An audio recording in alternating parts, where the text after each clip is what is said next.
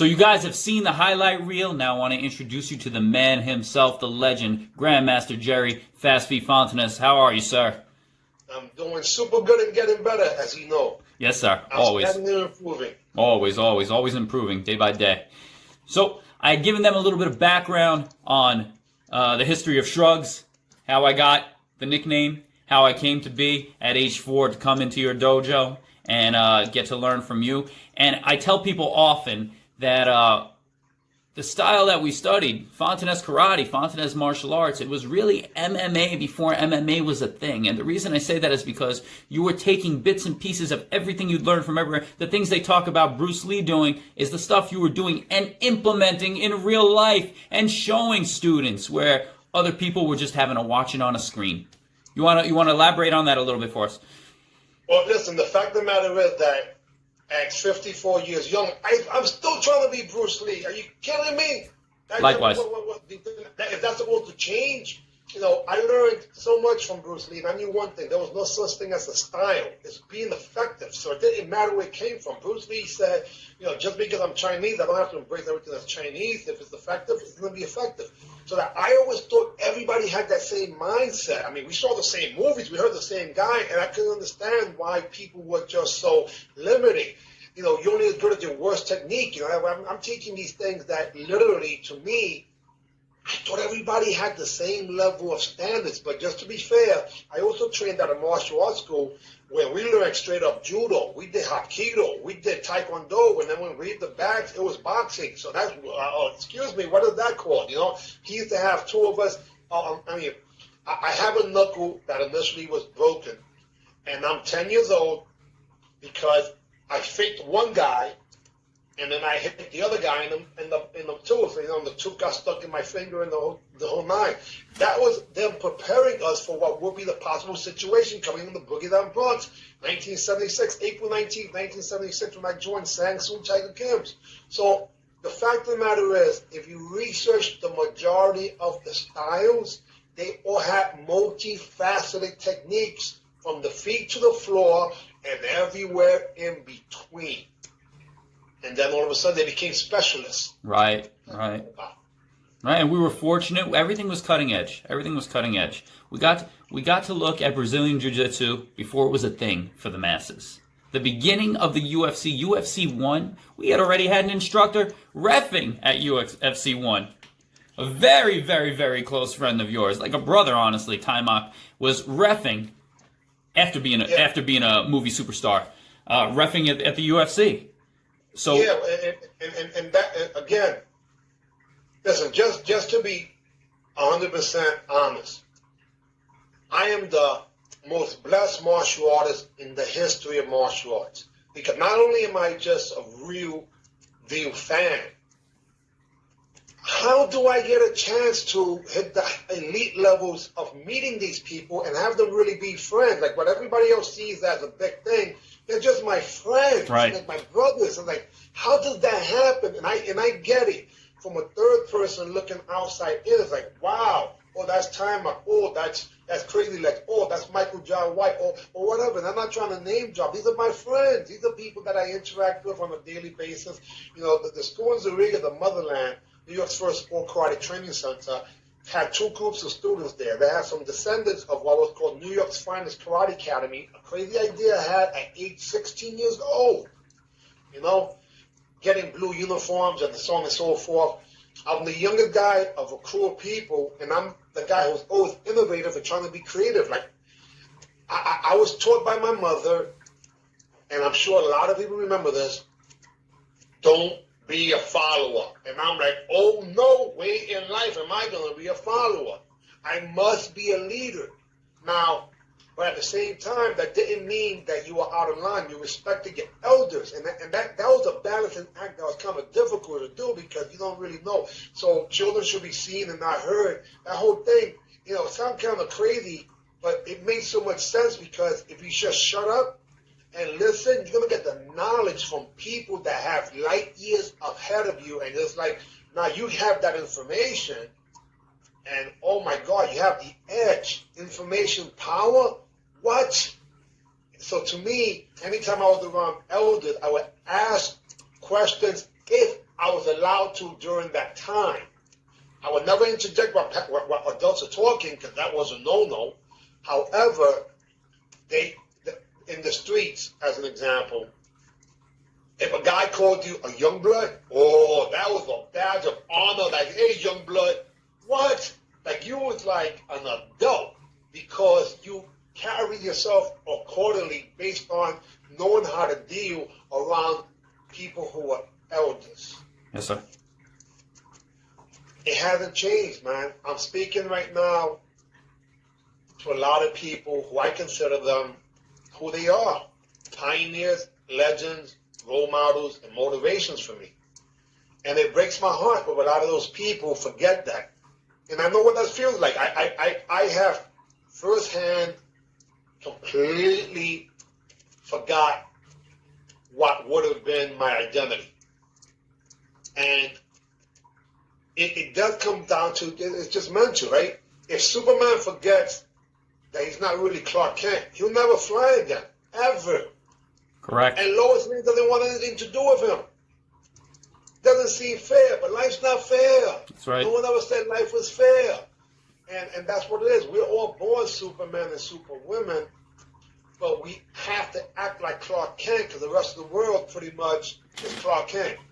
I should say, not even Clark Kent. They are anybody else. They're normal people. To be a martial artist, when I saw Bruce Lee, man, even the way he chewed his potato chips was cool, man. Like, this guy had so much swag to him. He didn't go around the fence. He jumped over the fence, landed it. I'm like, what the heck? Everything he did had ultra level of confidence.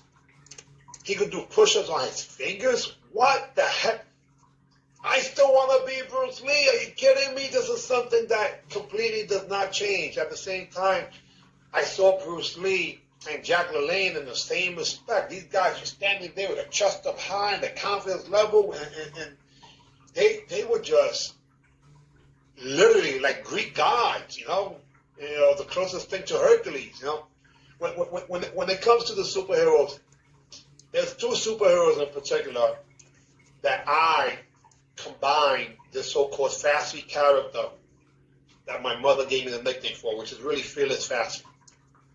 And the first one is the Incredible Hulk. See the green behind him. That guy here. That guy right there. The Hulk. There you go. There we Come go. on. Now the Hulk. Now, keeping the Hulk maintained. Bruce Banner has to keep that. Without Bruce Banner, the Hulk, forget about it. Right? You got to have that yin-yang, the same mental capacity if you have the same physical capacity. It was the Hulk. And the other one was Spider-Man. Because since I wasn't a big guy, I wanted to be elusive. And Spider-Man, oh my God, but not only was he elusive, he also had my other role model on earth skill, which was Muhammad Ali, and I know you know. We're gonna do a whole talk on the greatest. I got a lot of family Yeah, history, as you know. So so the bottom line is that I hear that Bruce Lee was watching Muhammad Ali videos backwards. hmm So I'm like, wait a second. And at the same time, both of them also were students of Gorgeous George, marketing. They were the first ones to be able to, like James Brown said, I'm the show, I could be the business. yes, sir. You know, in the sense that they were able to really make decisions on how their career was, because Bruce Lee didn't have this big manager. You know, this guy's an Asian guy, 5'7", 140 pounds for a few months, usually between 130 and 135. That's a tiny person, right? No, he's a giant of a person, because his energy level to this very day, when he walked onto a screen with a mask on as the so-called sidekick in the Green Hornet, we couldn't keep our eye away from that little guy. What is he doing?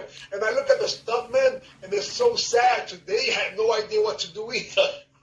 Kato was putting a hurting on everybody. I said it in the intro to this video. Kato put a hurting on everybody.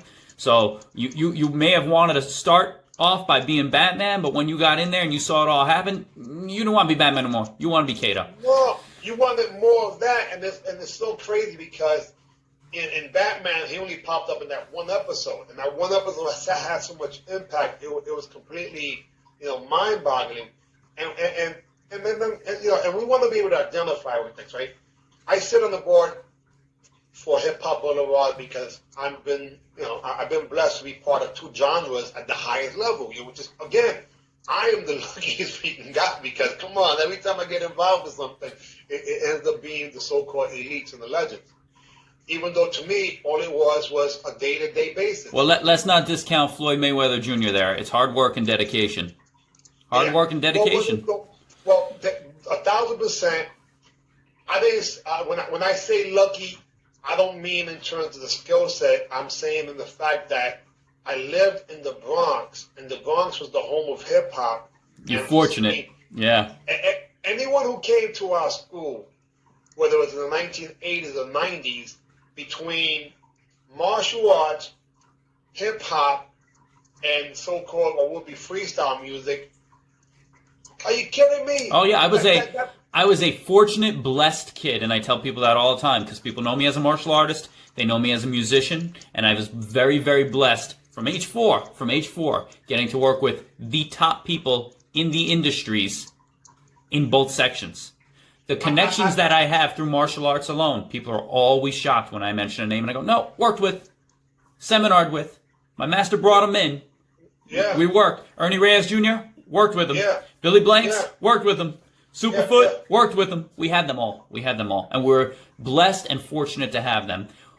Well, again, and to me, so that's what I mean about lucky. I'll use the word blessed instead. I like that better, which is the truth.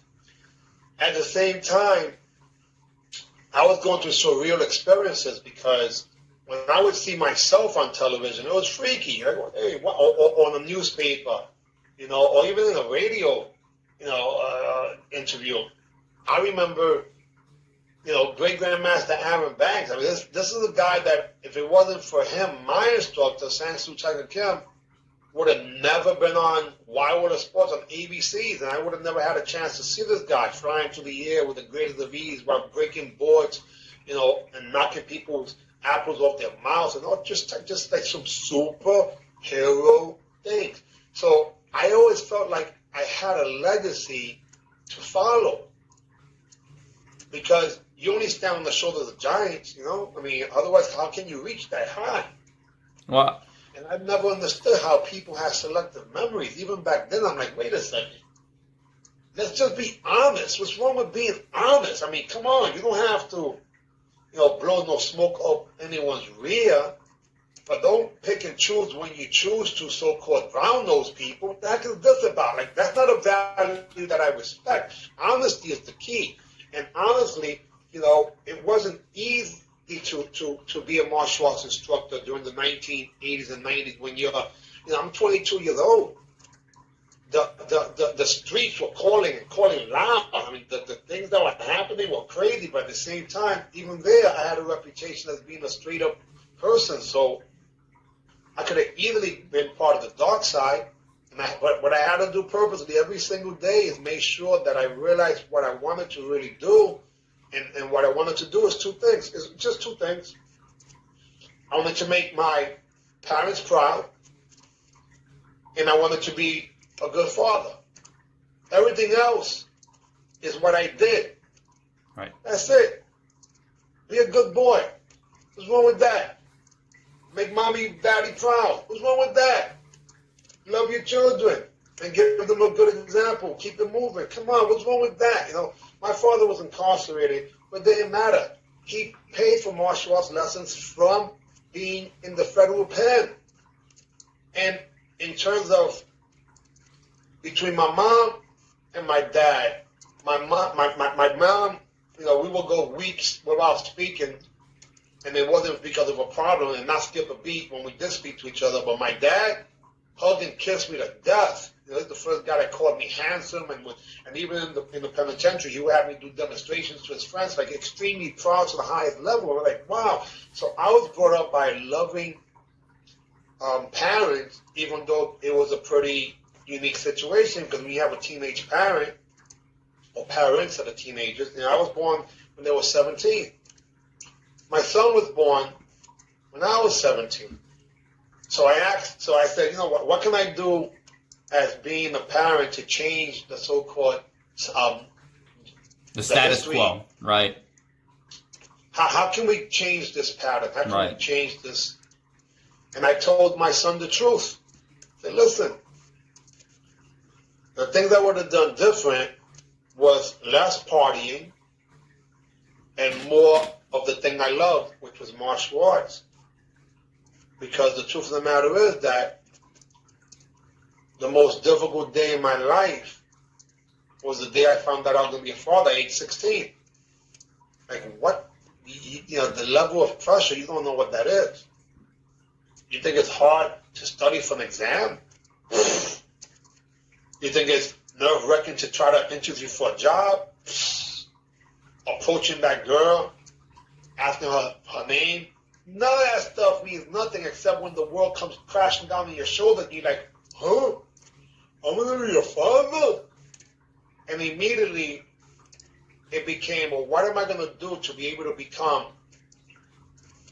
make my parents proud and a good father now?